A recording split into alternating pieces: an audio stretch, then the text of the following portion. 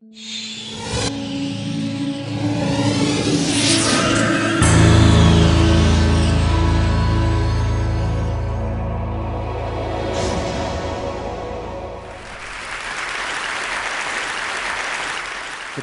has been my passion ever since I was old enough to pick up a camera. But today, I want to share with you the 15 most treasured photos of mine. And I didn't take any of them. There were no art directors, no stylists, no chance for reshoots, not even any regard for lighting. In fact, most of them were taken by random tourists. My story begins when I was in New York City for a speaking engagement, and my wife took this picture of me holding my daughter on her first birthday. We're on the corner of 57th and 5th. We happened to be back in New York exactly a year later, so we decided to take the same picture. Well, you can see where this is going. Approaching my daughter's third birthday, my wife said, "Hey, why don't you take Sabina back to New York and make it a father-daughter trip and continue the ritual?" This is when we started asking passing tourists to take the picture.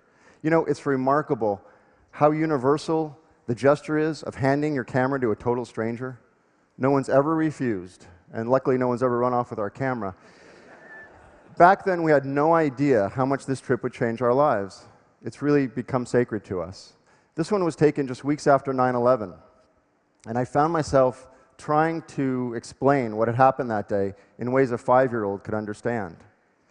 So these photos are far more than proxies for a single moment or even a specific trip. They're also ways for us to freeze time for 1 week in October and reflect on our times and how we change from year to year, and not just physically, but in every way. Because while we take the same photo, our perspectives change, and she reaches new milestones. And I get to see life through her eyes and how she interacts with and sees everything. This very focused time we get to spend together is something we cherish and anticipate the entire year.